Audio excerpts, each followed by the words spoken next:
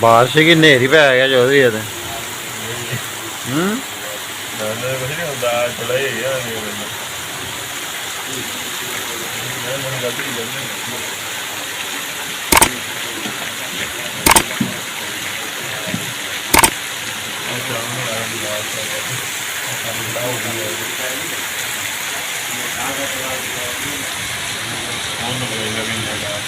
नहीं बहुत ही ले रहे हैं